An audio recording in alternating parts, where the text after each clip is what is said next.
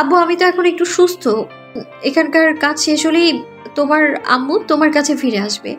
আর শোনো, আম্মুকে বলো সে যেন বেশি কাজ না করে, তার কোমরে ব্যথা কিন্তু এখনো ভালো হয়নি। আর বড় আম্মুকে বলবে সারাদিন রান্নাঘরে থেকে থেকে চেহারা অবস্থা খারাপ না করতে। ইতিকে বলো ঠিক মতো পড়ালেখা করতে। আর বড় আব্বুকে বলো ওষুধগুলো ঠিক মতো খেতে। দাদিয়াকে বেশি হাঁটাচলা করতে দিবে না। আর তুমি কিন্তু ভুলেও মিষ্টি মুখে দিবে না। আমি ফিরে এসে সবার খোঁজ নেব। ইমাম খান মুচকি হাসলেন। তার মেয়েটা এমনই, বাড়ির মানুষের সকল দিকে তার নজরে ঘেরা। তিনি অদ্রিকে উদ্দেশ্য করে বলে উঠলেন, সবার কথা বললে, কিন্তু তোমার বড় ভাই মেহেরাবের কথা তো বললে না। বাবার কথা শুনে অদ্রি বলে ওঠে, এখন রাখছি আব্বু, কাজ আছে আমার, পরে আবার সময় করে ফোন দিব। অদ্রি কল কেটে দিয়েছে। ইমাম খান দীর্ঘশ্বাস ছাড়লেন। তিনি খুবই দুশ্চিন্তা করেন ছেলে মেয়েদের নিয়ে। কবে তারা একে অপরের হয়ে পাশে দাঁড়াবে, কবে নিজেরা নিজেদের আশ্রয়স্থল হয়ে গড়ে উঠবে। অদ্রি কল কেটে সুহার পিয়াসের দিকে তাকালো আর মলিন হেসে বলে উঠল, আমি মিথ্যে বলেছি বলে খুশি হও না। আমি চাই না বড় আব্বুর চোখে তার নয়নের মণি রত্নের ভান্ডার খারাপ হয়ে যাক, কিন্তু এই অদ্রি চাইলে তাকে ঘোলের সাগরে ডুবিয়ে দিতে পারে। তাই আমার সাথে লাগতে আসার আগে না তাকে সাবধান করে দিও। সুহা আর পিয়াস দ্রুত সেই স্থান থেকে চলে গেল। কে জানে অদ্রি আবার কোনো কথায় রেগে না যায়। তারা বুঝে গেছে খানবাড়ির লোকেদের রক্ত পানির মতো গরম, কখন যে রেগে যাবে তার ঠিক নেই। অদ্রি নিজের মতো বসে বসে গান শুনছিল। এমন সময় ভয়ঙ্কর গর্জনের ধ্বনি তুলে তার ফোনটা বেজে উঠল। অদ্রি এগিয়ে গিয়ে ফোনটা হাতে তুলে নেয়। সিয়ামের কল দেখে মুহূর্তেই তার অধরে ফুটে উঠল চমৎকার স্নিগ্ধতার হাসি। কলটা রিসিভ করে সে বলল, হঠাৎ করে আমায় মনে পড়লো তোর? আমি তো ভাবলাম আমার কথা ভুলেই গেছি সবাই। সিয়াম অস্থির গলায় বলে উঠল, অদ্রি, পরে মজা করা যাবে, আগে আমার কথাটা মন দিয়ে শোন। হ্যাঁ হ্যাঁ বল, শুনছি তো, যা বলো তাড়াতাড়ি বল। সিয়াম বুক ভরে শ্বাস নিয়ে বলে উঠল, আমি, নিধি আর ইতি তিনজন মিলে ভার্সিটি শেষে বাড়ি ফিরছিলাম। ইতি তো গাড়ি নিয়ে বেরিয়ে পড়ল। আমি আর নিধি রিকশায় করে যাচ্ছিলাম। মাঝ রাস্তায় দেখতে পাই কিছু লোক জোর করে ইতিকে নিয়ে চলে যাচ্ছে বড় কালো রঙের একটা গাড়িতে করে। আমি আটকাতে চেয়েছি, কিন্তু লাভ হয়নি, ওরা ইতিকে নিয়ে গেছে। আর জানিস, ওই লোকগুলোর সাথে আমি নিলয়কেও দেখেছি। আমি মেহরাব ভাইয়াকে কল দিয়েছিলাম, কিন্তু সে কল রিসিভ করেনি। বাধ্য হয়ে তোকে কল দিলাম, তুই নিশ্চয়ই ব্যস্ত আছিস। অদ্রির কান দিয়ে মনে হচ্ছে গরম ধোঁয়া বেরিয়ে আসছে। চোখ রাগে রক্তিম বর্ণ ধারণ করেছে। অদ্রি দাঁতে দাঁত পিষে রাগী স্বরে বলে উঠল, কোন হারামির বাচ্চা মরণে পাকনা গজিয়েছে রে। ওরা কি জানে না যে অদ্রি যতটা ভালো তার থেকে চৌগুণ খারাপ? আমার বোনের গায়ে যে হাত দিয়েছে, ওই হাত আর আমি রাখবো না। আমি সত্যি বলছি, লাগলে আমি এক একটাকে খুন করবো, তাও ছাড়বো না। আমি আসছি, আমি এক্ষুনি। তুই বল গাড়িটা কোন দিকে গিয়েছে। সিয়াম গাড়িটা লাস্ট লোকেশন বলে দিল। অদ্রি আর এক মুহূর্ত দাঁড়ালো না, ধপ ধপ পা ফেলে নেমে এলো নিচে। তার পরনে লেডিস শার্ট আর প্যান্ট, পায়ে কালো শু।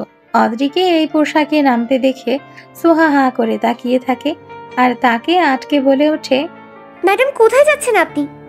অদ্রি মুখে বিরক্তি আর চোখ ভরা রাগের ঝলক। সে তেজ নিয়ে বলে উঠল, কয়েকটা জানোয়ারের কলিজাটা ছিঁড়ে মাপতে যাচ্ছি।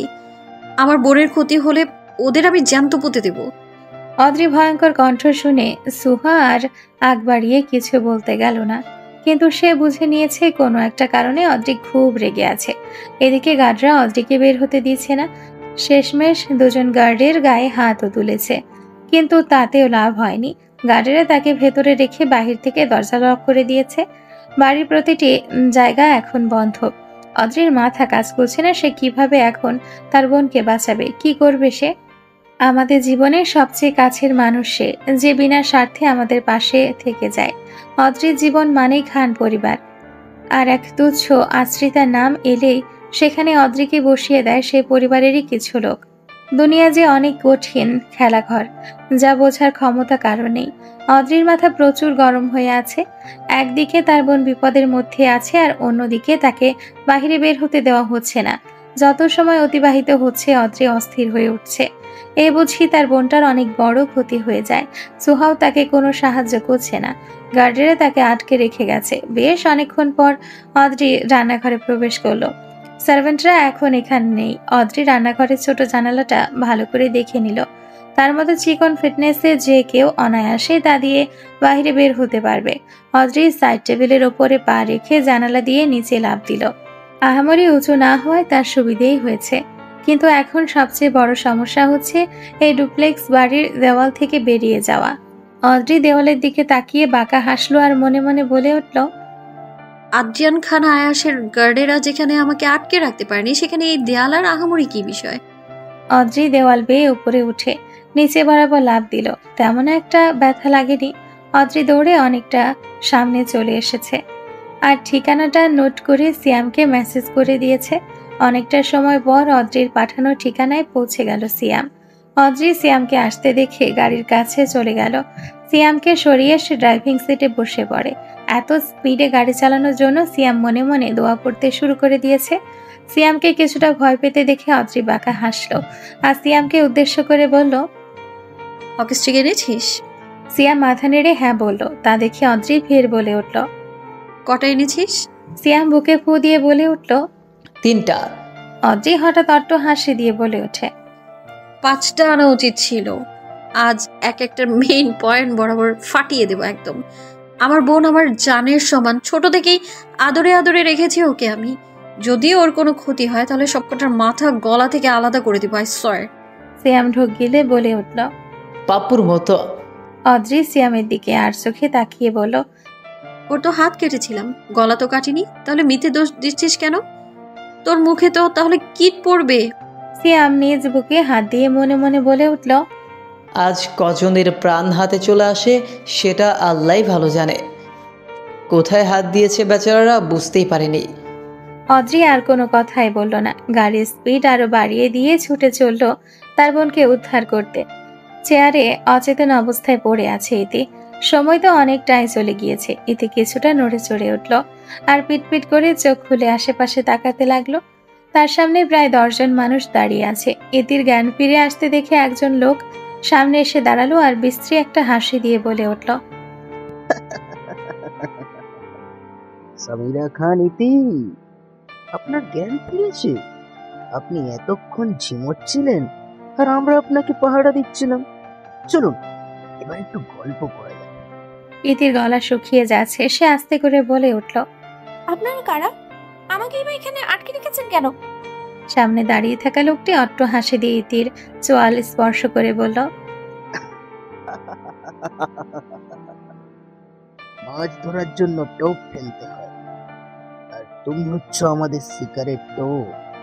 তোমার টানে টানে তোমার প্রাণপ্রিয় বোন ঠিকই ছুটে আসবে, আর আমরা তো সেটাই চাই। কোন কাজায় লুকিয়ে আছে আল্লাহই ভালো জানে।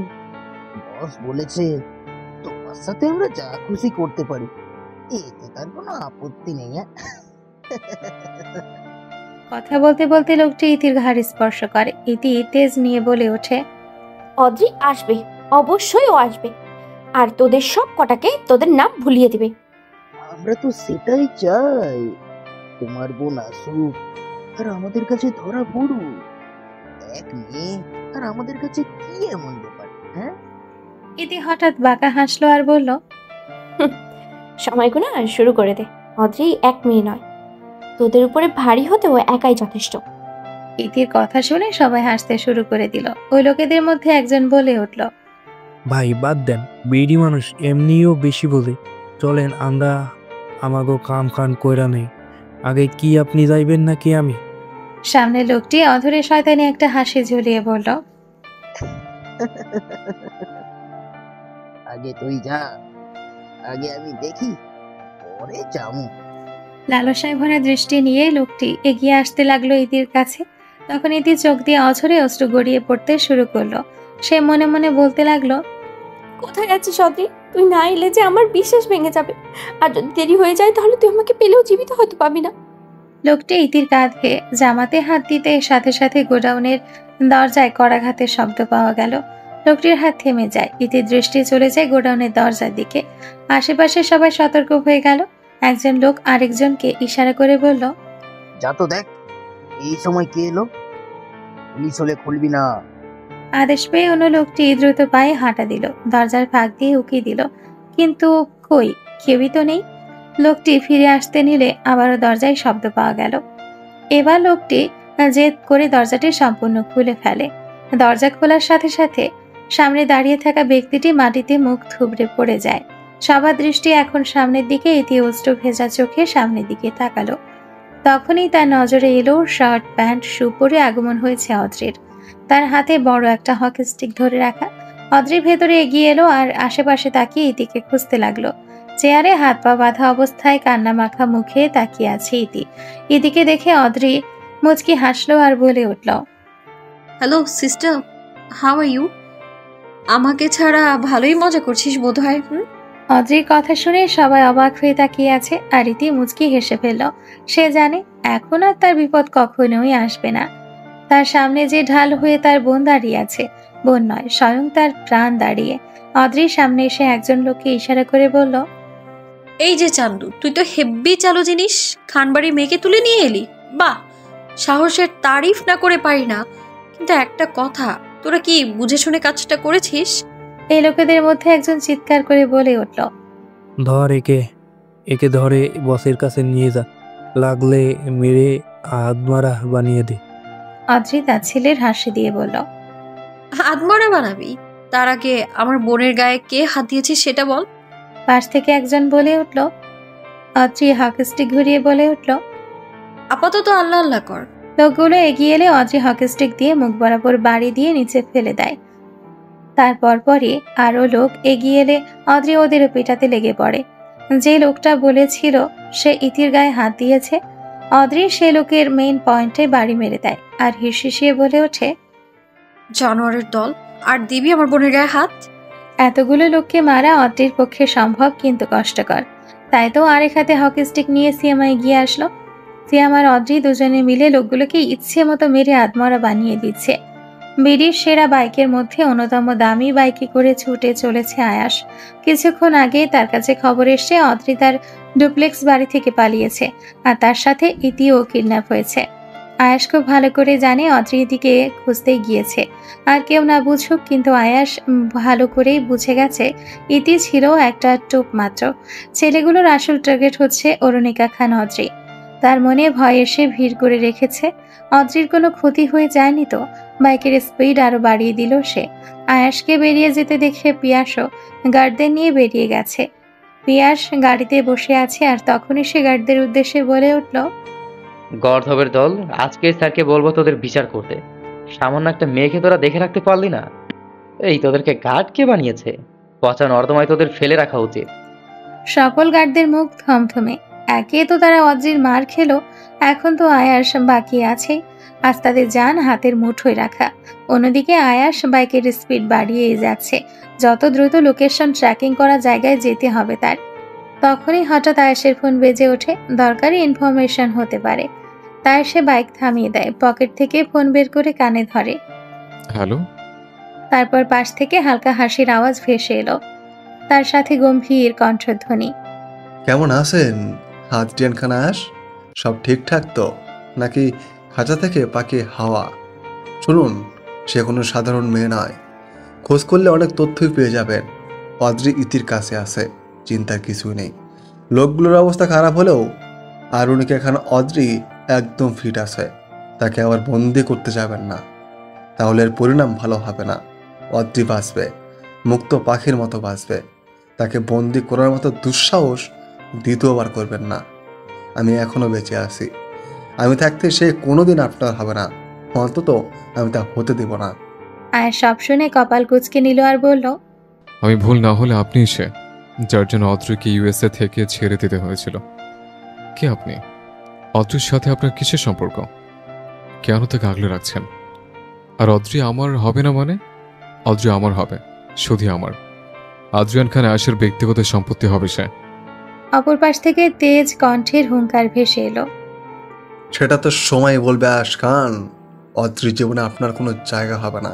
সময় থাকতে তার থেকে দূরে থাকুন। কলটি কেটে দিল অপর পাশের অপরিচিত ব্যক্তিটি। আয়াস ফোনের দিকে কিছুক্ষণ তাকিয়ে থেকে বিড়বিড় করে বলে উঠল, কি চায় এই লোকটি? অদ্রির সাথে এর কিসের সম্পর্ক? আয়াস পুনরায় বাইক ছুটিয়ে এগিয়ে গেল। বেশ অনেকক্ষণ পর একটা পুরনো গোডাউনের সামনে এসে দাঁড়ালো সে। সেখানে পুলিশের গাড়িও দেখা যাচ্ছে। আয়েশ ভেতরে এগিয়ে যেতেই দেখলো একটি ছেলে অদ্রিকে ধরে নিয়ে আসছে। অদ্রির কাছাকাছি কোনো ছেলেকে দেখে তার মাথা আগুনের মতো গরম হয়ে গেল। খেয়াল করে দেখলো অদ্রির পায়ে রুমাল বাঁধা। আয়েশ তার কাছে এগিয়ে এসে অস্থির কণ্ঠে জিজ্ঞেস করলো। কি হচ্ছে? ইতি পাশ থেকে বলে উঠল, আয়েশ ভাইয়া নিচে কাচের বোতল ভেঙে পড়েছিল, অদ্রি সেটা লক্ষ্য করেনি, জুতা ভেদ করে কাচের টুকরো পায়ে বিঁধে গিয়েছে। আয়েশ অদ্রির দিকে তীক্ষ্ণ দৃষ্টিতে তাকালো। তোমাকে না বলেছি বের না হতে? তাহলে কার অনুমতি নিয়ে বের হয়েছে? এত সাহস আসে কোত্থেকে? হ্যাঁ, কোনো ক্ষতি হয়ে গেলে কি হতো? আমাকে বললে কি আমি কিছু করতাম না? অদ্রি আয়েশের দিকে তাকিয়ে মুখ দিয়ে ভেঙচি কাটলো আর বলল, আমার বোন আপনি কি করবেন? আর আমি একাই যথেষ্ট ওই বদমাশদের জন্য। পিকচার শেষ, এখন কি হাতে তালি দিতে এসেছেন? যান বাসে গিয়ে ঘুমান। এরপর সে সিয়ামকে ভালো করে চেপে ধরলো আর বলল, সিয়াম বেবি, আমাকে বাড়ি পর্যন্ত পৌঁছে দিয়ে আসো তো। পায়ে ব্যথা নিয়ে কি করে যাই বলো তো। অদ্রির কথার ধরন শুনে সিয়ামের কাশি শুরু হয়ে গেল। আর আয়েশ চোখ পাকিয়ে সিয়ামের দিকে তাকালো। সিয়ামও আয়েশের চোখের দিকে তাকিয়ে রইল। সহসা সিয়াম ঢকিল, যেন আয়েশের দৃষ্টি বলে দিচ্ছে, অদ্রির থেকে দূরে থাক, নয়তো নিচে ফেলে বেধরম পিটাবো। অদ্রি তাড়া দিতে সিয়াম তাকে ধরে এগিয়ে যেতে নেয়, কিন্তু তার আগে আয়াস সিয়ামকে ধাক্কা মেরে সরিয়ে দেয়। সিয়াম পড়ল নিচে আর অদ্রি পড়তে নিলে আয়াস তাকে ধরে ফেলে। সিয়ামের চোখের সামনে আয়াস অদ্রিকে কোলে উঠিয়ে হাঁটা দেয় সামনের দিকে। হনহন করে গোডাউন থেকে বেরিয়ে যায় সে, আর রীতি সিয়ামকে ধরে ওঠায়। সিয়াম কোমরে হাত দিয়ে নাক কুচকে বলে ওঠে, এই হালায় অনেক ফালতু। এইভাবে কেউ ধাক্কা দেয় যেন অদ্রিকে না, ওর বউকে ধরেছি। ইতি সিয়ামের দিকে তাকিয়ে বলে উঠল, বেশি ব্যথা পেয়েছিস? সিয়াম ইতির দিকে তাকিয়ে তেজ নিয়ে বলে উঠল, দূরে যা তো, বিদায় হ। এক বোন গাড়িকে রকেট বানিয়ে জীবনটা বাহির করে দিয়েছে, আরেক বোনের জন্য একটু আগে মারামারি করে কেলানি খাইলাম, আর এখন তোদের বড় খাটাস ভাই ধাক্কা মেরে দিল। আমার শনি কাল চলছে খান পরিবারের সাথে, আমি আর তোদের মুখ হব না। যা, বিদায় হ সামনে থেকে। ইতি বুঝলো সিয়াম অনেক ক্ষেপে গেছে, তার সে কথা কম বলে সামনের দিকে এগিয়ে গেল। আর এদিকে আয়াস অদ্রিকে কোলে করে সামনে এগিয়ে যাওয়ার সময় মেহরাবের মুখোমুখি হয়ে গেল। আয়াস অদ্রিকে এভাবে দেখে মেহরাব রাগী দৃষ্টি নিয়ে তাকিয়ে আছে, আর অন্যদিকে আয়াস অধরে বাঁকা হাসি নিয়ে এগিয়ে এসে বলে উঠল, কি খবর সম্বন্ধে ভাই? তোমার বোনকে নিয়ে যাচ্ছে, চিন্তা নেই। অবশ্য খান বাড়িতেই যাচ্ছে, সময় হলে শ্বশুর বাড়িতে ভ্রমণ করিয়ে আনবো। তুমি বরং এই শয়তানগুলোকে আটকে রাখো, রাতে এদের ব্যবস্থা আমি করব। এখন আপাতত বউকে দেখে রাখে। আয়াস মুচকি হাসতে হাসতে গোডাউন থেকে বেরিয়ে গেল, আর মেহরাব তাদের দিকেই দাঁত কামড়ে তাকিয়ে থাকে। আয়াস অদ্রিকে নিয়ে বাইকের দিকে এগিয়ে যায়। বাইকের ওপর অদ্রিকে বসিয়ে দিল আয়াস, আর তখনই অদ্রি তার বুকে অনবরত ঘুষি দিয়ে বলে ওঠে, বেশরম পুরুষ মানুষ, বড় ভাইয়ের সামনে কি বলতে হয় জানেন না? আর বউকে দেখে রাখবেন মানে? আমি আপনার বউ কবে থেকে হয়ে গেলাম? আয়াস অদ্রির হাত দুটো ধরে ফেলল, আর অধরে বাঁকা হাসি ধরে রেখে বলে উঠল, হওনি তো কি হয়েছে, কাল হয়ে যাবে। আপনি কিভাবে বুঝলেন আমি আপনার বউ হব? আয়াস মুচকি হেসে বলল, আমি ব্যথিত তুমি অন্য কাউকে বিয়ে করার কথা মাথায় আনতে পারবে না। তুমি আটজন খান আয়েশের মালিকানায় যে বন্দি। অদ্রি ঝাড়া মেরে আয়াসের হাতটা সরিয়ে দিল, আর আঙ্গুল তুলে বলে উঠল, আপনার চোখের সামনে দিয়ে আমি অন্য কাউকে বিয়ে করে নেব, দেখে নিয়েন আপনি। আয়াস অট্ট হাসি দিয়ে অদ্রির নাক আলতো করে চেপে ধরে বলল, তুমি অন্য কাউকে বিয়ে করবে, আর আমি সেই বিয়ের আসরে গিয়ে তোমাকে তুলে আনবো। যদিও আমি জানি আমি হিরো, কিন্তু শুধুমাত্র তোমার জন্য আমি পুরো দুনিয়ার কাছে ভিলেন হয়েও যেতে পারি। তোমাকে পেতে না হয় আমি ভিলেনই হব, তাও তুমি আমার হবে। And this is my challenge. Adri bike থেকে নিচে নামতে চাইল, কিন্তু আয়াস তাকে আটকে দেয়। সে বাইকে বসে পড়ে, আর অদ্রি তার দিকে সামনাসামনি মুখোমুখি ভাবে বসা, রাস্তার বিপরীতে তার পিঠ। হালকা ধাক্কা খেলেও সে আয়াসের বুকে আছড়ে পড়বে। আয়াস তাকে সেভাবে বসিয়ে বাইকের হেলমেট পরে বাইকে স্টার্ট দিল। বাইক চলছে ফুল স্পিডে। এত স্পিডের কারণে অদ্রি বারবার আয়াসের দিকে ঝুঁকে যাচ্ছে। এত স্পিডে সে আগে কখনোই বাইকে উঠেনি, তাই সে বাধ্য হয়ে সামনাসামনি ভাবে আয়াসকে জড়িয়ে ধরলো, খামচে ধরলো তার পরনের জ্যাকেটটাকে। আয়াস অদ্রির দিকে তাকিয়ে আনমনেই হেসে উঠল। তার স্পিড বাড়িয়ে দেওয়া তাহলে কাজে দিয়েছে। সে নিজ মনে বাইকটিকে ছুটিয়ে চলে গেল খানবাড়ির উদ্দেশ্যে। প্রকৃতি তাদের এই লুকায়িত প্রেমের ধরন দেখে যেন হেসে উঠছে বারবার। ওহ বাবা গো, আমার পাটা গেল। ওই হালাপুতের জন্য তো আমার পাটাই শেষ। অদ্রি কথা বলতে বলতে তার পাটা চেপে ধরল। কিছুক্ষণ আগেই ডাক্তার এসে তার পা ব্যান্ডেজ করে দিয়েছে। আয়াস অনেক ভালো ডাক্তার নিয়ে এসেছিল। নর্মালি আয়াস খুবই বুঝদার, কিন্তু আজ হঠাৎ সে অবুঝের মতো আচরণ করে বসেছে। ডাক্তার যখন অদ্রির পা দেখছিল তখন আয়াস ডাক্তারকে ডেকে বলে ওঠে, আপনি সরুন তো, আমি দেখছি। ডাক্তার আয়াসের মুখের দিকে হা করে তাকিয়েছিল কিছুক্ষণ। অদ্রি ব্যথায় একটু হা হু করলেই আয়াস তেতে ওঠে। আপনি কেমন ডাক্তার? ওর ব্যথা লাগছে কেন? আপনাকে ছেড়ে দিন, আমি হসপিটাল অ্যাডমিট করে আসছি। আসমা খান ছেলেকে উদ্দেশ্য করে বললেন, আহা আয়াস, হচ্ছেটা কি? তুমি কি ছোট হয়ে গেছো? ক্ষত ঠিক করতে হলে তো ওকে একটু ব্যথা সহ্য করতেই হবে। তুমি বরং বাইরে থেকে ঘুরে এসো। আয়াস অদ্রির চোখের দিকে তাকালো। পানিতে টলমল করে উঠলেও সে এক ফোঁটা কান্না করল না, কারণ খানবাড়ির কেউ কখনোই অদ্রিকে কান্না করতে দেখেনি। মেয়েটা ছোট থেকে অদ্ভুত ধরনের, শত ব্যথা পেলেও কাঁদবে না, আর নয়তো নিজের কষ্ট কারোর সামনে প্রকাশ করবে। আয়াস অদ্রির কান্না না দেখলেও বুঝতে পারে যে তার অনেক কষ্ট হচ্ছে। ডাক্তার অদ্রিকে মেডিসিন দিয়ে বাসায় চলে যাচ্ছিল, তখন একটি সাদা রঙের বড় গাড়ি ডাক্তারকে তুলে নিয়ে চলে যায়। ডাক্তার চেঁচামেচি করে বলে উঠলেন, কারা আপনারা, আর আমাকে কোথায় নিয়ে যাচ্ছেন? সামনে থেকে একজন বলে উঠল, আপাতত আপনাকে পাবনায় পাঠানো হচ্ছে। আপনি একদমই মানুষের পরিস্থিতি বুঝে চিকিৎসা করতে পারেন না। আপনার জন্য অদ্রি ম্যাম কান্না করতে গিয়েও করতে পারেননি। ক্ষত সারাতে গিয়ে তাকে ক্ষতবিক্ষত করেছেন। আপনার কি মনে হয় স্যার আপনাকে এমনি এমনি ছেড়ে দিবে? এখন 1 মাসের জন্য পাবনায় ঘুরে আসুন, তাহলে যদি সঠিকভাবে চিকিৎসা করতে শিখে যান। ডাক্তার প্যানিক করতে শুরু করলেন। এটা তো আমার কাজ, আমি ভুল কিছু তো করিনি। সামনে থেকে পিয়াস মাথাটা বের করে বলে উঠল, সব কাজ প্রফেশনালি করা ঠিক নয় বেকুব ডাক্তার। কিছু কাজ ভালোবেসে সুন্দর করেও করতে হয়। টাকা কি কম নেন নাকি? ডাক্তার মুখটা ছোট করে চুপ করে রইলেন। আসলে একজন নামি দামি ডাক্তার হওয়ায় সে ভুলেই গেছিল চিকিৎসাটা ভালোবেসে করা যায়। সে তো নিজের মতো নির্দয়হীন মানুষের মতো ঝটপট করে কাজটা করে দিয়েছে, যার জন্য অদ্রির ব্যথাটাও বেশি লেগেছে। সে তার দেমাগ দেখিয়ে দিল, আর আয়াস তার ক্ষমতা দিয়ে তার জায়গা সম্পর্কে বুঝিয়ে দিল। পিয়াস কিছু গার্ডসদের সঙ্গে করে ডাক্তারকে দূরে কোথাও নিয়ে যাচ্ছে। আয়াসের জানকে ব্যথা দেওয়ার শাস্তি হয়তো এটাই। হাতে ফলের ট্রে নিয়ে অদ্রির রুমের দিকে এগিয়ে যাচ্ছে ইতি। দুপুর থেকে খানবাড়িতে সবাই তাদের 2 বোনের জন্য অনেক চিন্তা করেছে। মেহরাব ওই লোকগুলোকে নিয়ে চলে গেছে পুলিশ স্টেশনে। আনাফ খানের কানে ইতির ঘটনাটা যেতেই তিনি রেগে আগুন হয়ে উঠেছিলেন। তার উপর অদ্রির পায়ের ক্ষতের কথা তো তার কানে পৌঁছে গিয়েছে। আজ যে কি হবে আনাফ খান বাড়িতে আসলে সেটাই ভাবছে বাড়ির সকলে। ইতি করিডর দিয়ে হেঁটে এগিয়ে আসছে, তখন সাদিফ তার সামনে চলে আসে। সাদিফকে দেখে ইতি পাশ কাটিয়ে চলে যেতে নাই, তখন সাদিফ তাকে পিছু ডেকে বলে ওঠে, আপনার কোনো ক্ষতি হয়নি তো রাগিনী? ইতি পেছনে তাকিয়ে সাদিফের দিকে তাকালো আর ভ্রুকুচকে জিজ্ঞেস করলো, হঠাৎ আমার খবর জানতে চাইছেন? সাদিফ এগিয়ে এসে ইতির সম্মুখে দাঁড়ালো। কেন জিজ্ঞেস করতে পারি না? ইতি এক হাত দিয়ে চশমাটা ঠিক করে বলে উঠল, না তেমন নয়, অবশ্যই পারেন, কিন্তু তাও ব্যাপারটা কেমন যেন অন্যরকম লাগছে। আপনার কাছে অন্যরকম লাগলেও আমার কাছে এটা একটা দায়িত্বের মতো। যেমন?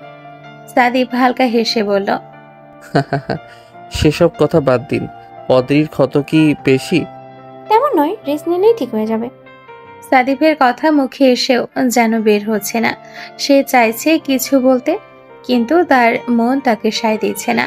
সাদিফের ইতস্তত ভাব বুঝতে পেরে ইতি বলে উঠল, মিস্টার বিদেশি মানুষ, শুনুন, আমাদের এই জীবনটা না অদ্ভুত বন্ধনে জড়িয়ে থাকে।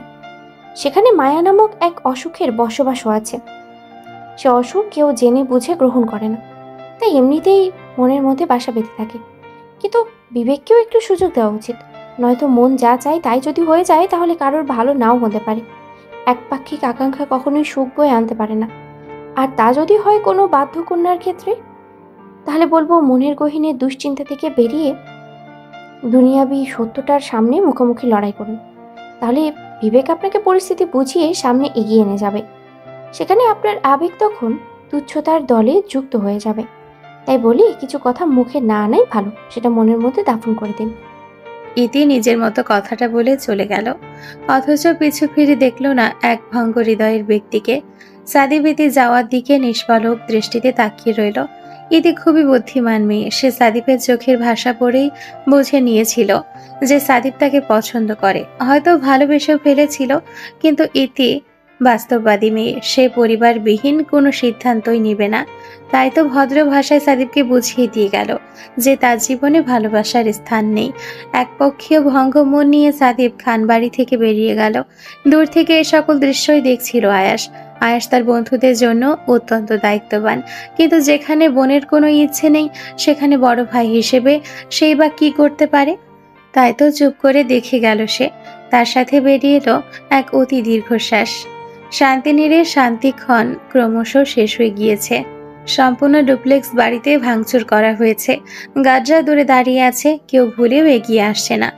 বাড়ির মালিক যদি সব ধ্বংস করে দেয় তাহলে তো তাদের কিছুই বলার নেই। উজ্জ্বল সমস্ত ডাইনিং এর জিনিসপত্রগুলো নিচে ফেলে দিল আর তেজি কণ্ঠে হুঙ্কার দিয়ে বলে উঠল, একটা মেয়ে এতগুলো লোককে মেরে চলে গেল আর তোরা কিছুই করতে পারলি না। পুরুষ পুরুষই হয়, সে যদি কোনো নারীর কাছে হেরে যায় তাহলে তার হাতে চুরি পরে ঘরে বসে থাকা উচিত। উজ্জ্বলের বিয়ে হামিদ দৌড়ে এসে বলে উঠল, স্যার, মেয়েটা সত্যিই অদ্ভুত। এতগুলো লোক ছিল তাও ভয় পায়নি। লোকগুলোকে ইচ্ছে মতো মেরে হাসপাতালে পাঠিয়ে দিয়েছে। আমি এর আগে কখনো এমন মেয়ে দেখিনি। উজ্জ্বল হামিদের দিকে তাকিয়ে বলল, এই কারণে আমার সমস্যা দ্বিগুণ বেড়ে গিয়েছে। আদ্রি যদি কমজোর মেয়ে হতো তাহলে আয়াসকে শেষ করতে আমার 2 মিনিটও সময় লাগতো না। খান বংশের রক্তে এক আলাদাই জোর রয়েছে, কিন্তু খুব দ্রুত আমি এই বংশকে নির্বংশ করে দেব। উজ্জ্বলের অধরে ফুটে উঠেছে রহস্যময় হাসি, যা জানান দিচ্ছে সামনে ক্রমশ এগিয়ে আসছে অজানা বিপদের ক্ষণ। হয় কেউ ধ্বংস হবে, নয়তো লড়াইকে লিপ্ত হবে। আর জিতের খেলায় পরাজিত হতেই হবে কাউকে না কাউকে। তনু একটা জরুরি কাজে ইউএসএতে গিয়েছে, এখনো সে ফিরে আসেনি। তনুর শূন্যতা অদ্রিকে বাঁচার আরো সুযোগ করে দিচ্ছে। যখন সে চলে আসবে তখন অদ্রি জীবন হয়ে উঠবে কাটার মতো। বেড়াজালে আবদ্ধ হয়ে যাবে সে। তার মুক্তিপথ বদ্ধ দেওয়ালের মতো চারিদিকে প্রতিধ্বনির সৃষ্টি করে তুলবে। যে আয়াসকে সে তার জীবনের কাটা মনে করছে সেই হয়ে উঠবে তার আশ্রয়স্থলে। শুধুমাত্র কিছু সময়ের অপেক্ষা। অদ্রি নিজ ঘরে বসে আছে, কাল তার ভার্সিটিতে যাওয়া লাগবে। জরুরি কিছু কাজ বাকি রয়ে গিয়েছে। কিভাবে কি করবে তাই ভাবছিল সে। এমন সময় নিধির কল বাজতে থাকে। অদ্রি হাত বাড়িয়ে ফোনটা নিয়ে নিধির কলটা রিসিভ করলো। বলো জানু, হঠাৎ এই অধমিকে স্মরণ করলে যে? নিধি গর্জে উঠে বলল, বেয়াদব মেয়ে কোথাকার, কতদিন কল দিয়েছি, বড়লোকি পাট মেরে রিসিভই করলি না, কিসের এত অহংকার তোর? অদ্রি দীর্ঘশ্বাস ছেড়ে বলল, সামান্য কল না ধরায় তুই আমাকে বড়লোক আর অহংকারী বলে দিলি? তুই তো জানিসই আমার অহংকার জিনিসটা কতটা অপছন্দ। আর কল ধরে অবশ্যই কোনো কারণ ছিল, নয়তো তোরা যে আমার সাঙ্গপাঙ্গ, তোদের কি আমি ভুলে থাকতে পারি বল? নিধি অদ্রিকে থামিয়ে বলল, হ্যাঁ হ্যাঁ, ড্রামা কুইন, বুঝেছে। আর বলতে হবে না, তুই এটা বল, সিয়ামের কি হয়েছে? বেচারা যখন থেকে এসেছে তখন থেকে কাকে যেন গালি দিয়ে যাচ্ছে, তার সাথে তোকেও গালি দিচ্ছে। কি করছিস তুই? অদ্রি ভ্রুকুচকে ফোনের দিকে তাকালো, আবার কানে নিয়ে বলে উঠল, আমি কিছুই করিনি। ওই যে আছে না এক ঘোড়ার ডিম, ওই শালা সিয়ামকে ধাক্কা মেরে নিচে ফেলে দিয়েছে। আর আরেক বেতমিস আমাকে গালি দিয়েছে। ওর তো পাছা ফাটিয়ে দেওয়া উচিত। ওই যে আছে না দাদিয়ার আলালের ঘরের দুলাল লালটু খান, সে দোষ করবে আর আমি তার ভাগিদার হব। কেন রে? ওর কোনো পাকা ধারে মই দিয়েছিলে আমি? অদ্রি নিজের মতো বকবক করেই যাচ্ছে। এরই মধ্যে কারো কণ্ঠ শুনে সে থেমে গেল। আরে কে কোথায় আসো, দেখে যাও। খান বাড়িতে দাঁড়িয়ে এই বেয়াদব মুখপুরি মেয়েটা আমার দাদু ভাইকে কি গালিটাই না দিচ্ছে। অদ্রি দাঁত দিয়ে জিভ কেটে ফেলল আর মনে মনে বিড়বিড় করে বলে উঠল, আরেক জালিম হাজির হয়ে গেল। তার লালটু খানকে নিয়ে কথা বলার আগেই সে হাজির। এবার তেরা কেয়া হোগা অদ্রি কে বাচ্চা। অদ্রি কলটা কেটে দরজার সামনে এগিয়ে গেল। গিয়ে দেখলো আমিনা খান তার দিকে ভয়ঙ্কর দৃষ্টিতে তাকিয়ে আছে, যেন পারলে চাপড়ে তার সকল ছাল তুলে ফেলবেন। আমিনা খানের রাগী চাহনির বিনিময়ে অদ্রি দাঁত বের করে হেসে ফেলল। আরে দাদিয়া যে, তুমি আমার দরজার সামনে কি করছো? আর এত চিৎকার চেঁচামেচি বা কেন করছো? আমিনা খান কোমরে হাত দিয়ে বলে উঠলেন, কেন রে, তুই জানিস না আমি কেন চিৎকার চেঁচামেচি করছি? তুই আমার দাদুভাইকে গালি কেন দিচ্ছিলি? অদ্রি জিভ কেটে বলে উঠল, এটা কি বলে দাদিয়া? আমি আর গালি তো আমার শত্রু। শত্রুর সাথে মিত্রতা হয় বলো তো? মিথ্যে বলবি না একদম। আনাবে আশকারা পেয়ে তুই মাথায় উঠে যাচ্ছিস। অদ্রি বুকের সামনে হাত গুজে বলে উঠল, বরাবর মাথায় কখন উঠলাম? তোমার ছেলের কি সেই বয়স আছে যে আমাকে বহন করবে? আমিনা খান ধমকে বলে উঠলেন, চুপ, বেয়াদব মেয়ে। দিন দিনের বেয়াদবি দেখতে দেখতে আমি বিরক্ত। আহানাব যে কেন একে নিয়ে নাচছে বুঝতে পারছি না। কারণ ওই যে আমার আশার আলো, আমার মা। আমিনা খান পিছু ফিরে তাকালেন, দেখলেন আহনাব খান তীক্ষ্ণ দৃষ্টিতে তাকিয়ে আছেন। আমিনা খান ছেলের সামনে এগিয়ে এসে বলে উঠলেন, আহনাব, তুই ওকে মা বলছিস কেন? আমি কি মরে গেছি? আর জানিস ও আমাদের আয়ুকে গালি দিচ্ছিল। আহনাব খান অদ্রির দিকে তাকালেন, যে এখন দেওয়ালে ঠেস দিয়ে দাঁড়িয়ে আছে, পায়ে ব্যথার জন্য ঠিক মতো দাঁড়াতে পারছে না। আহনাব খান আমিনা খানের দিকে তাকিয়ে বললেন, মা তুমি ফুলে কেন যাও? আদ্রি আমার মেয়ে, আর মেয়েরা মাই হয়। সেটা তুমি বেঁচে থাকলেও কি আর না থাকলেও কি। ওর থেকে কি আমি তোমাকে কম ভালোবাসি? আর ও গালি দেয় না, শুধু মিথ্যে অপবাদ দিও না। অদ্রি খুঁড়িয়ে খুঁড়িয়ে সামনে এগিয়ে এসে বলে উঠল, বরাবর লালটু খান যদি গালি হয় তাহলে আজ থেকে তোমার ছেলেকে আমি সাদা ভালুক বলে ডাকবো। আর দাদিয়ার যেহেতু গায়েই লেগে গেছে তাহলে তাকে ধলা বিলাইয়ের ওয়াইফ বলে ডাকবো। আহনাব খান অদ্রির কথা শুনে মুচকি হেসে ফেললেন। সে জানেন অদ্রি কেমন, যে বাঁকা তার সাথে সে বাঁকায় আচরণ করবে। আমিনা খান আর সেখানে দাঁড়ালেন না, নাকমুখ কুচকে চলে গেলেন সেখান থেকে। তিনি যেতে আহনাব খান অদ্রির মাথায় হাত রাখলেন। দাদিয়ার সাথে এমন করো কেন? সে তো তোমার দাদিয়া হয়। তুমি বড় হচ্ছ অদ্রি। অদ্রি মাথাটা নিচু করে চোখ ছলছল করে বলে উঠল, বরাব্বু, আমিও তো এই পরিবারকে কত ভালোবাসি, দাদিয়াকেও ভালোবাসি, কিন্তু সে আমাকে কেন ভালোবাসে না? আচ্ছা বুঝলাম তার দাদু ভাইয়ের প্রতি তার ভালোবাসাটা বেশি, তাই বলে কি নাতনি হিসেবে আমাকে একটু বুঝবে না? কেন বরাব্বু, কেন? আহনাব খানের চোখে পানি এসে ভিড় জমালো। তিনি কম্পিত গলায় বললেন, এমন এক দিন আসবে যখন তোমাকে সকলে ভালোবাসবে, তুমি হবে সকলের নয়নের মণি। দাদিয়া কেন ভালোবাসে না সেই কারণ খোঁজার প্রয়োজন নেই। তুমি শুধু নিজের লক্ষ্যের দিকে স্থির থাকো। আমার বিশ্বাস কোম্পানির এমডির চেয়ারে তুমিই বসবে। অদ্রি দু হাত দিয়ে আহনাব খানকে জড়িয়ে ধরল। দূর থেকে তা দাঁড়িয়ে দেখলেন আসমা খান আর সাজেদা খান। ননদ ভাবি একে অপরের দিকে তাকিয়ে মুচকি হাসলেন। তাদের পরিবারটা যে এমনই, কার মনে কি চলে তা কেউই বলতে পারে না। চেয়ারের অধিকারী যদি আদ্রি হয় তাহলে আয়াস কি করবে? সে কি তখনও অদ্রিকে আগলে রাখবে, নাকি পরিণত হবে প্রতিদ্বন্দ্বীতে? বিজনেস একটা প্রতিযোগিতামূলক খেলা, সেখানে টিকে থাকতে হলে তোমাকে জিততে হবে। আয়াস, অদ্রি, তূর্ণ, উজ্জ্বল তারা সকলে একই পথের প্রতীক। কে জিতবে এই প্রতিদ্বন্দ্বিতার খেলায়? বিকেলে স্নিগ্ধ পরিবেশে পাখির কোলাহল ভেসে আসছে, তার সাথে ভেসে আসছে মিষ্টি একটি সুঘ্রাণ। কোথা থেকে ভেসে আসছে তারই খোঁজ করছে অদ্রি। অসুস্থতাও তার চঞ্চলতাকে দমন করতে পারেনি। সে ঠিকই সারা বাড়ি টই টই করে ঘুরছে। করিডর দিয়ে হাঁটার সময় সুন্দর সুবাসের কারণে সে থমকে যায়। আশেপাশে খুঁজতে থাকে সুঘ্রাণের উৎসকে। সে খোঁজায় এতটাই বিভোর ছিল যে সে বুঝতেই পারেনি কখন সে আয়াসের ঘরে ঢুকে পড়েছে। অদ্রি ঘরের মধ্যে প্রবেশ করে ড্রেসিং টেবিলের সামনে চলে গেল, যেখান থেকে মূলত ঘ্রাণটা আসছিল। টেবিলের সামনে কাচের একটি পারফিউম রাখা। অদ্রি সেটা হাতে নিয়ে উল্টে পাল্টে দেখছিল।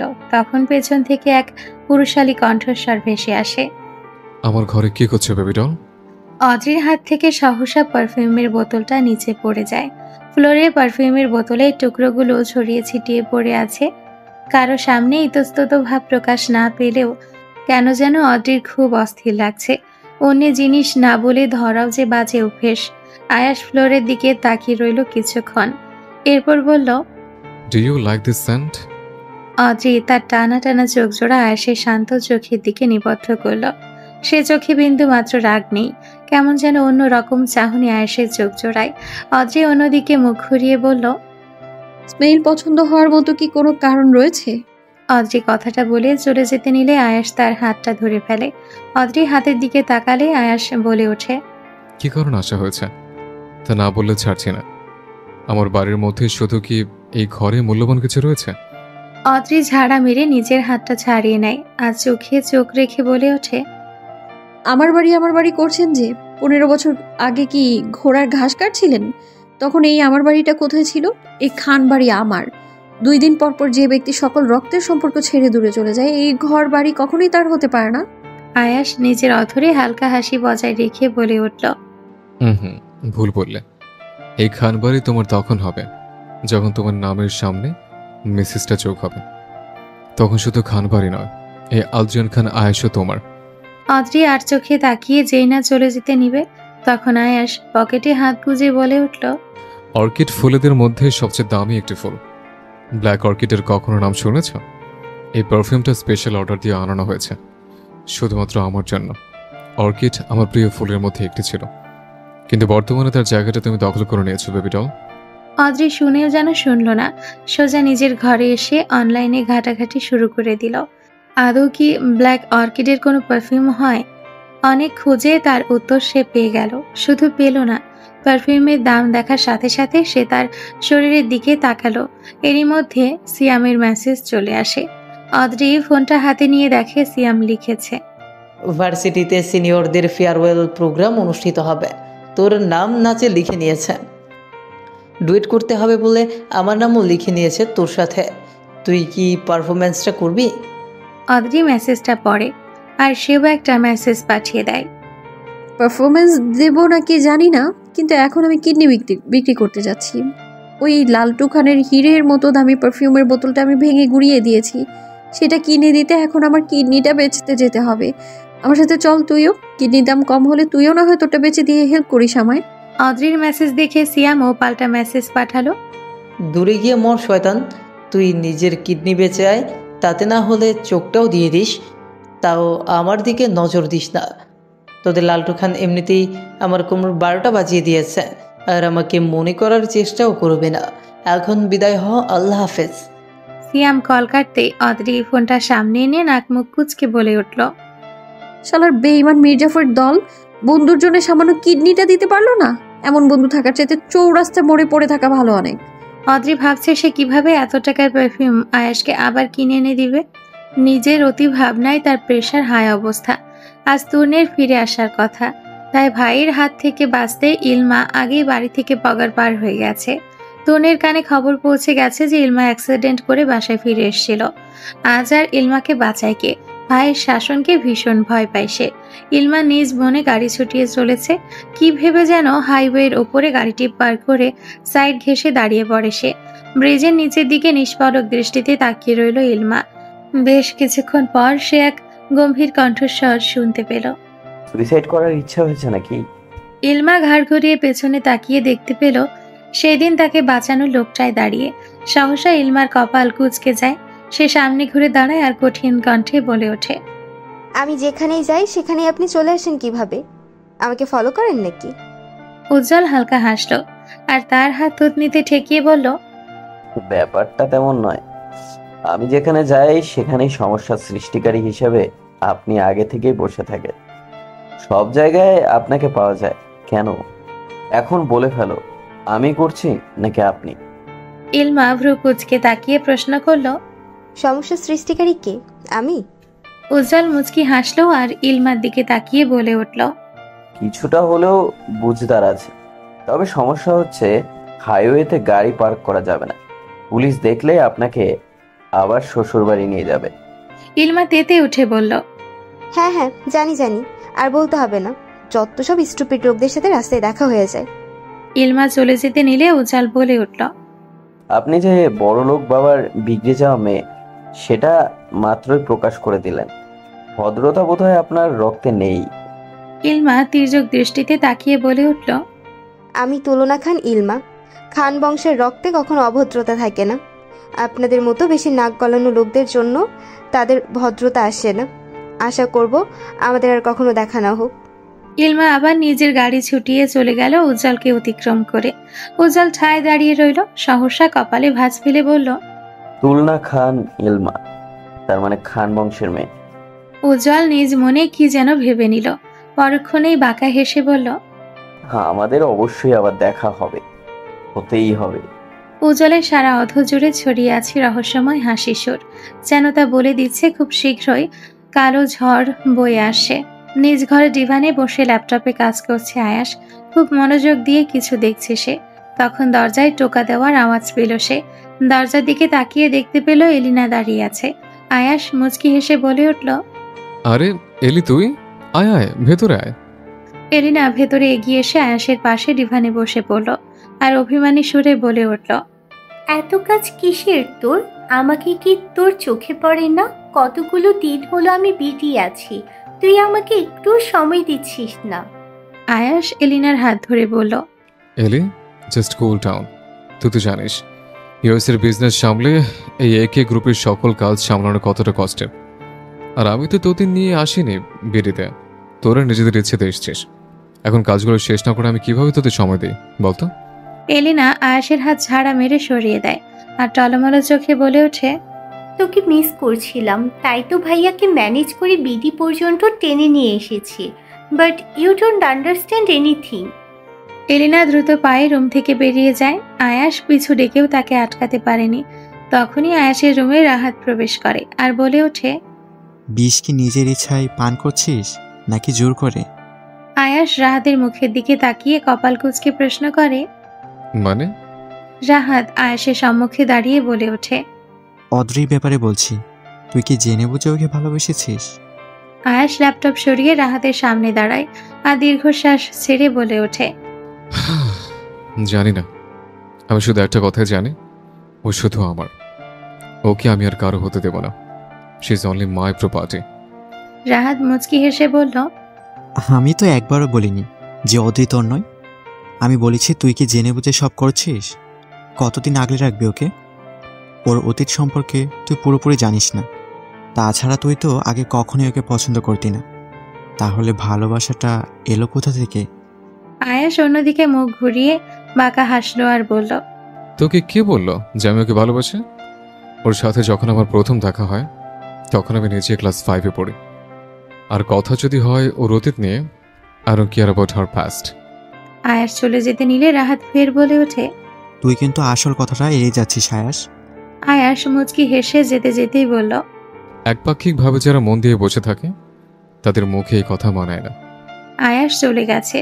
রাহাত দীর্ঘশ্বাস পেল আর দরজার দিকে তাকিয়ে বলে উঠল, তুই আবারও এড়িয়ে গেলি আয়াস। তুই তো জানিস তুই যা চাইছিস সেটা সম্ভব নয়। আমার যে কথা এসেও আসছে না, কিভাবে বলবো তোকে যে এলি তোকে ভালোবাসে। হয়তো ওর ভালোবাসাটা একপক্ষীয়, কিন্তু তাতে কোনো সন্দেহ নেই। আর আমার কথা নাই বা বললাম, আমার জন্য যে তুই কি তা আমি ছাড়া আর কেউ জানে না। রাহাতও নিজের মতো কথা বলে হাঁটা দিল আয়েশের পিছু পিছু। অন্যদিকে ইতি সকাল থেকে রান্নাঘরে কিছু একটা করছে। সারা সকাল খেটে সে বিরিয়ানি রান্না করলো। দুপুরে যখন সবাই খেতে বসলো তখন সে তার বিরিয়ানি নিয়ে হাজির। অদ্রি মাত্রই ওপর থেকে নিচে নেমে এসে বিরিয়ানির ঘ্রাণ শুকে সে বলে উঠল, আহা, তোর হাতে তো জাদুর ছোঁয়া দিয়ে আল্লাহ দিয়েছে, গন্ধ পেয়েই মন ভরে গেল, এখন না খেলেও চলবে। ইতি অদ্রির প্লেটে খাবার বেড়ে দিতে দিতেই বলল, হয়েছে, আর পাম দিতে হবে না, এখন খেয়ে বলতো কেমন হয়েছে। অদ্রি খাবার মেখে নিজের মুখে নিয়ে আর বড় বড় চোখে তাকিয়ে বলে উঠল, কি বানিয়েছিস রে? আজকেই তোর জন্য একটা রেস্টুরেন্ট খোলার পরিকল্পনা শুরু করে দেবো আমি, দাঁড়া। কিন্তু কথা হচ্ছে, তুই তো জানতেই আমার কাছে প্রিয়, তাহলে বিরিয়ানি বানালি কেন? ইতি কোনো কথা জবাব দিল না। কিছুক্ষণ পরে আহনাফ খান আর ইমাম খান খেতে বসে পড়লেন। ইতির রান্নার প্রশংসা সবার মুখে মুখে লেগে রয়েছে। সবাই খাবার খেতে আসলেও আয়াস আর তার বন্ধুরা আসেনি। আহনাফ খান খেয়ে যখন চলে গেছেন তখন আয়াস তার বন্ধুদের নিয়ে খেতে আসলো। অদ্রির এক পাশে আয়াস বসে পড়ল আর অন্য পাশে রাহাত। আয়াসের কোনো বন্ধুকেই অদ্রি ভালোভাবে চিনে না। সবাই নিজেদের মতো খাবার বেড়ে খাচ্ছে। ইতি সাদিফের কাছে এগিয়ে এসে বলল, আপনাকে একটু বিরিয়ানি দিই। সাদিফ ইতির দিকে এক পলক তাকিয়ে চোখ সরিয়ে নিল আর নিচের দিকে তাকিয়ে বলে উঠল, প্রয়োজন নেই, বাকি সবাইকে দিন। পাশ থেকে রাহাত বাধা দিয়ে বলল, প্রয়োজন নেই কেন? তোর পছন্দের খাবার তো বিরিয়ানি। তাছাড়া কলেজে থাকতে তো বিরিয়ানির জন্য তুই আয়েশের সাথে মারামারি পর্যন্ত করেছিস। সাদিব কিছু বলল না। ইতি সাদিবের অনুমতি আর না নিয়ে তার প্লেটে বিরিয়ানি বেড়ে দিল। সাদিব সহসা চোখ তুলে ইতির দিকে তাকালো। অদ্রি খাবার খেতে খেতে ওদের দিকে তাকিয়ে রইল আর ফিসফিস করে বলল, 6 9 12 মনে হচ্ছে। পাশ থেকে রাহাত বলে উঠল, 6 9 12 হয় না, 15 হয়। অদ্রি রাহাতকে কিছু বলবে, তখন গলায় খাবার আটকে আয়েশের কাশি শুরু হয়ে যায়। তা দেখে এলিনা দ্রুত পানি এগিয়ে দেয় আর বলে ওঠে, আস্তে খাবি তো নাকি? রিল্যাক্স একে, তোর কিচ্ছু হয়নি, নে পানি খা। আয়াস পানি খাচ্ছে আর অদ্রি নাক মুখ কুচকে তাকিয়ে রয়েছে। যত সব আদিক্ষেতা, এক উজবুকে হচ্ছিল না, এখন আবার কতগুলো নমুনা এসে যোগ হয়েছে। এখন এটা আর খান বাড়ি না, নমুনাদের বাড়ি হয়ে গিয়েছে। বিনা দাওয়াতে কালসাপের দল হাজির। যাই, এদের জন্য বিনের ব্যবস্থা করতে হবে। অদ্রি উঠে চলে গেল সেখান থেকে।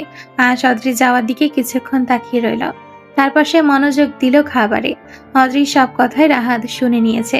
সে খাচ্ছে আর বিড়বিড় করে বলে উঠেছে, আয়াস অত্রে একসাথে অসম্ভব ব্যাপার।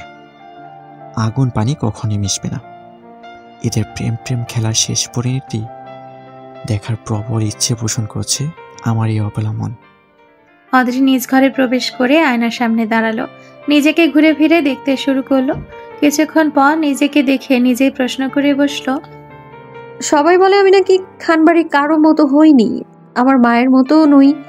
কই, ইতি তো দেখতে মায়ের মতো, মেহেরাবও বাবার মতো, তাহলে আমি ভিন্ন কেন? সেটা কোনো বড় ব্যাপার নয়। বড় ব্যাপার হচ্ছে ওর চোখে এখনো কেন আমি পড়লাম না। ও কি আমাকে পছন্দ করে না?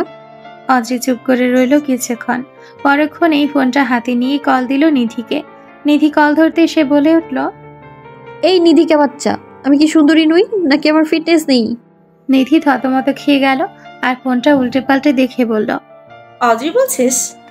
অদ্রি তেতে উঠে বলল, না, তোর খালা বলছি। শালি, আগে আমার প্রশ্নের উত্তর দে।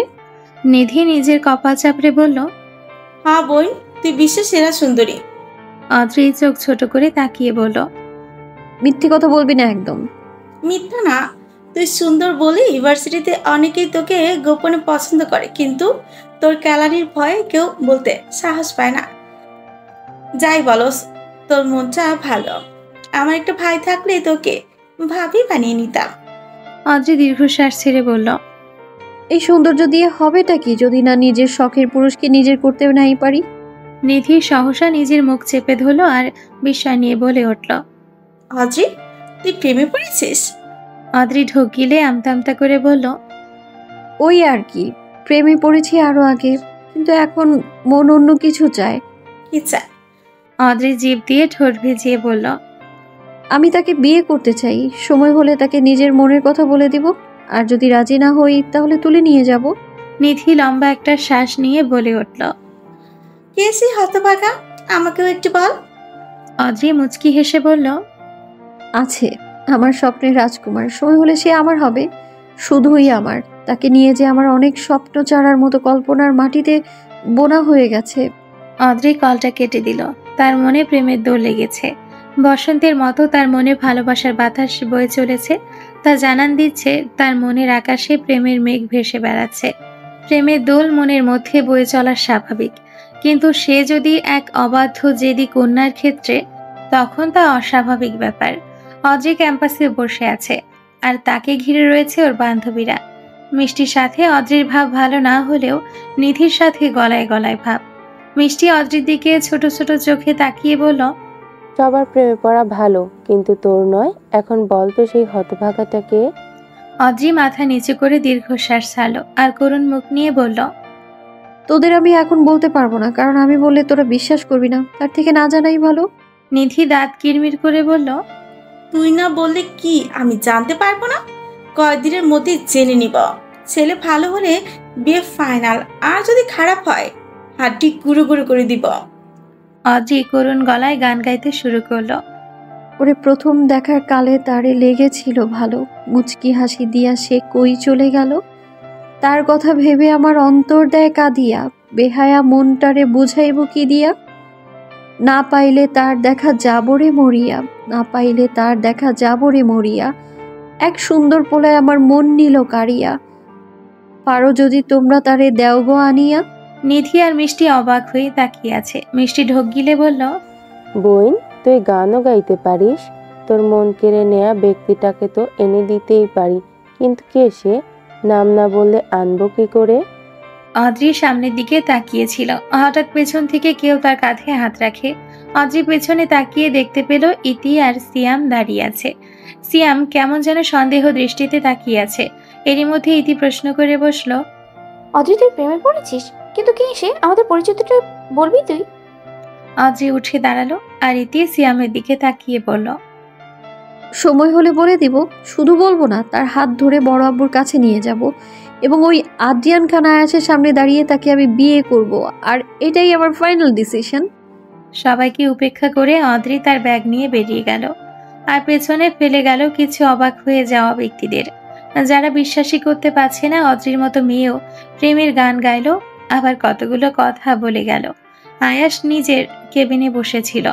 এমন সময় সেখানে পিয়াস চলে আসে। পিয়াস দরজায় নক করে ভেতরে প্রবেশ করে এবং আয়াসের সামনে সুন্দর দেখতে একটি খাম রাখে। আয়াস চোখ তুলে পিয়াসের দিকে তাকালে সে বলে ওঠে, আসলে স্যার, ম্যাডাম যে ভার্সিটিতে পড়েছেন সেখানে একটা প্রোগ্রাম আয়োজন করা হয়েছে।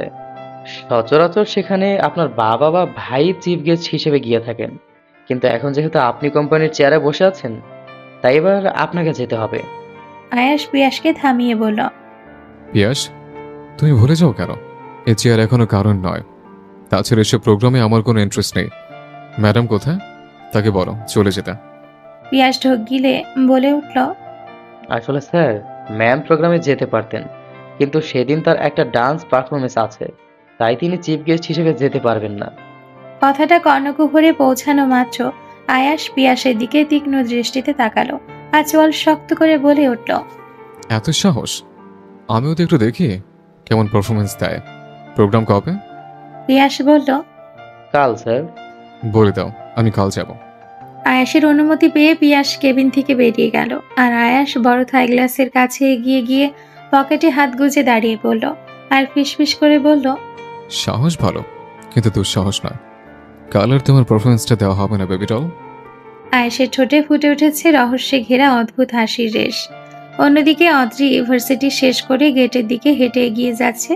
তখন পেছন থেকে হঠাৎ এক মেয়েলি কণ্ঠস্বর শুনে দাঁড়িয়ে যায় সে।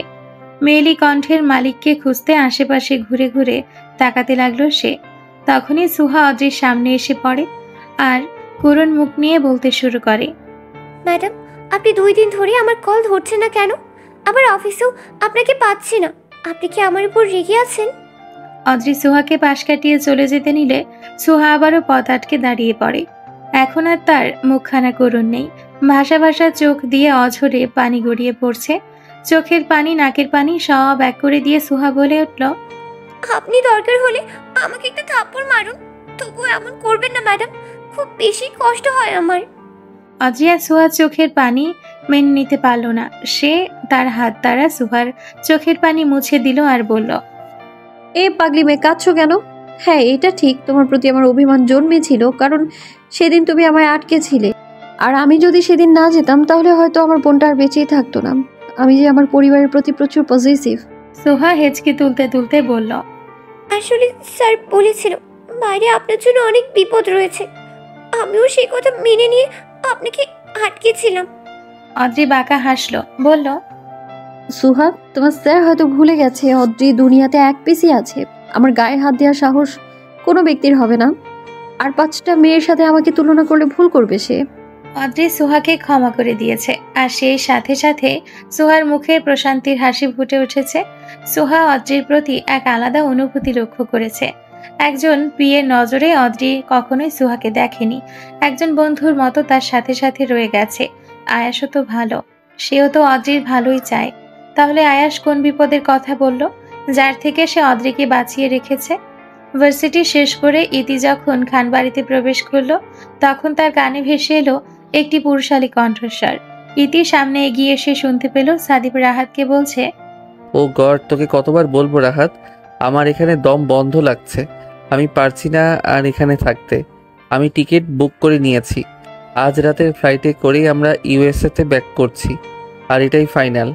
সাদীপ সিঁড়ি দিয়ে উপরে উঠে গেল।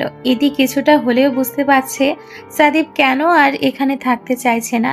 সাদীপ চলে যেতে রাহাত ইতির সামনে এসে দাঁড়ালো আর বলে উঠল, মিস ইতি, তুমি হয়তো এখন অনেক খুশি হয়েছ। একটা কথা সবসময় মনে রাখবে, কাউকে কষ্ট দিয়ে কখনো সুখী হওয়া যায় না। আজ যাকে ফিরিয়ে দিলে, যার মনটা ভেঙে দিলে, কে বলতে পারে তুমি হয়তো তার জন্যই পৃথিবীতে এসেছো, বা ভাগ্য তোমাকে ভুলটা ধরিয়ে দিয়ে তার কাছেই ফিরিয়ে নিয়ে যাবে। সবসময় বিবেককে নয়, কিছু কিছু সময় মনের কথাও শুনতে হয়। রাহাত চলে গেল সেখান থেকে।